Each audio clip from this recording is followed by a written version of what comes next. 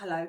Today I'm going to read you the first chapter of a book by an amazing woman and an amazing author, Sandi Toksvig. And this book is called Hitler's Canary.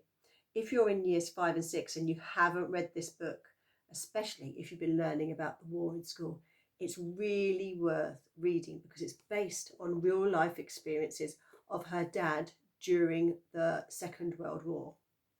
Let's read the first chapter together. The day the Germans invaded, I was asleep on Henry V's throne. It was 1940. I was 10 and I was asleep on the throne in the middle of the stage at the Royal Copenhagen Theatre. I suppose it made it all seem even more dramatic. The real King Henry, of course, had been dead for a long time, but I'd seen my Uncle Max play him so often that I dreamed about Henry and his great battles. I imagined I was making wonderful speeches, calling the soldiers to cry, "God for Harry, England and St. George." I knew the words. When the blast of war blows in our ears, then imitate the action of a tiger. I had heard the speech a million times from the wings of the theatre. It was stirring stuff, even for a small Danish boy. That night, 9th of April, there had been a big party on the stage. All the actors had done little scenes and everyone had wept when my mother did her piece from Hamlet where the Queen says that poor mad Ophelia had drowned herself in the river.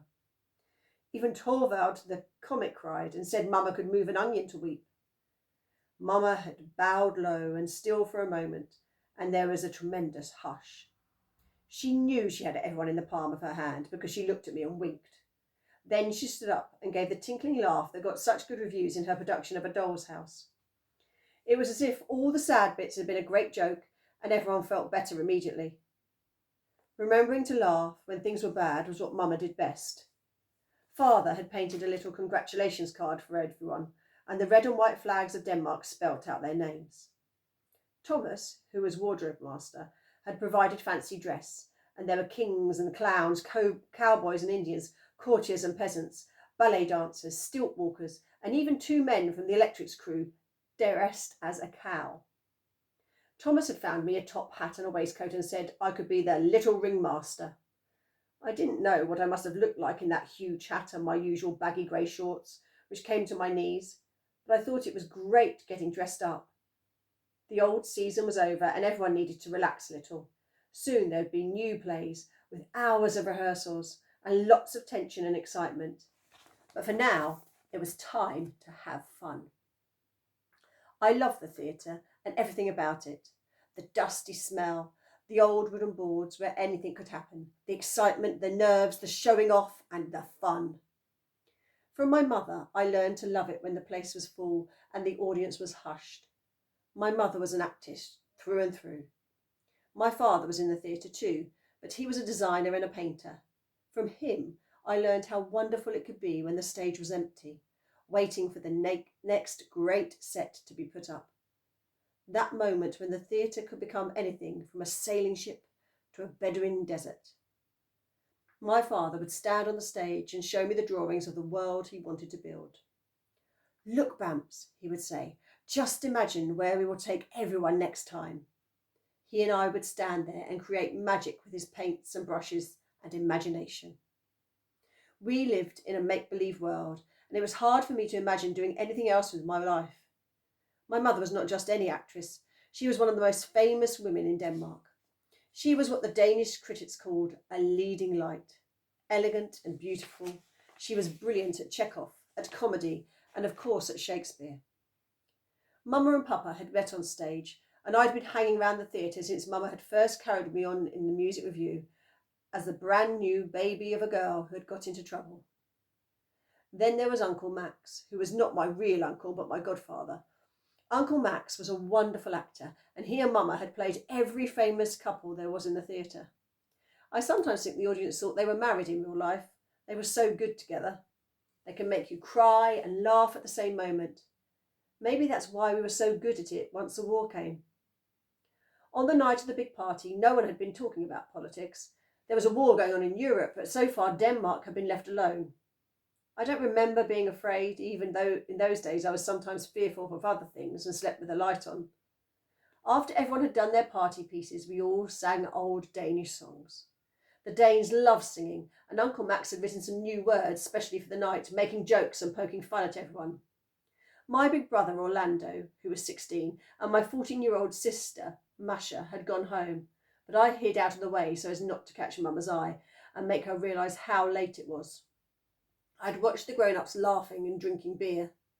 Then Thomas had put me on the throne and made me deliver one of Henry's speeches, and everyone had clapped.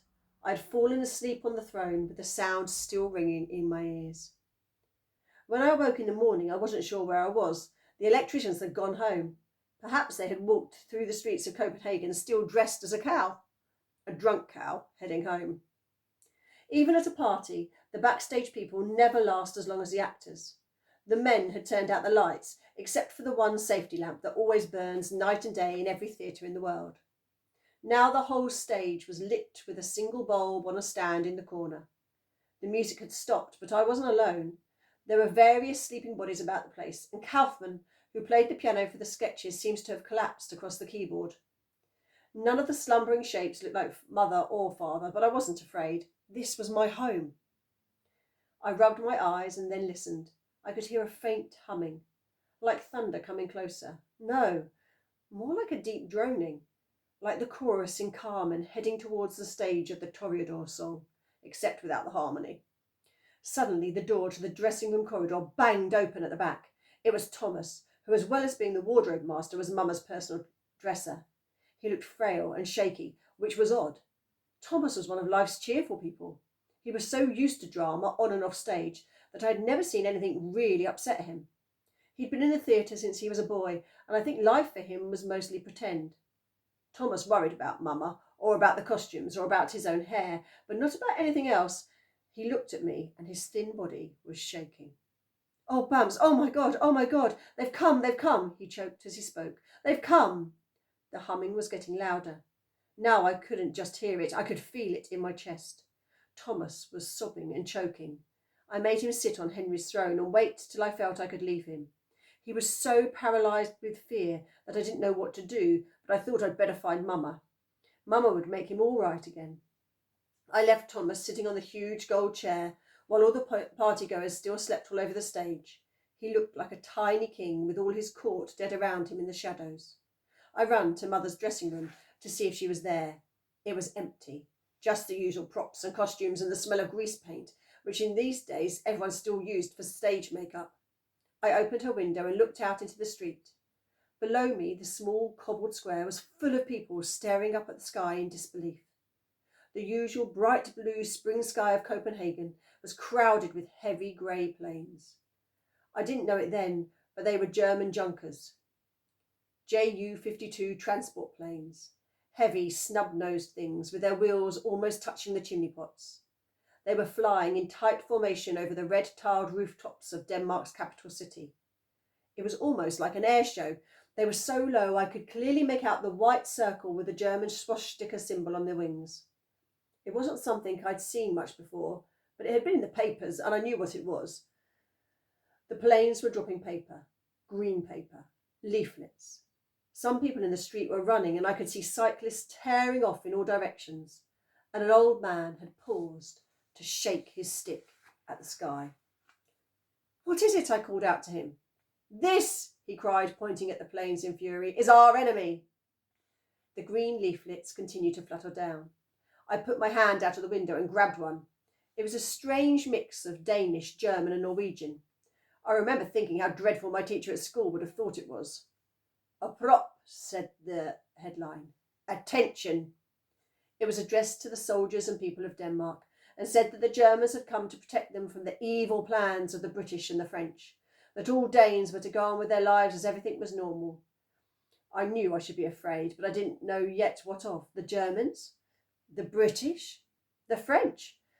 We were theatre people. We didn't get involved in these things. It was nothing to do with us. The dressing room door opened and Mama stood there in her shimmering royal gown from the night before. She looked perfect, as if nothing had happened at all. "Mother," I exclaimed, "I think the Germans have come." "Yes, dear," she replied. "We must change at once." Go out and read the rest.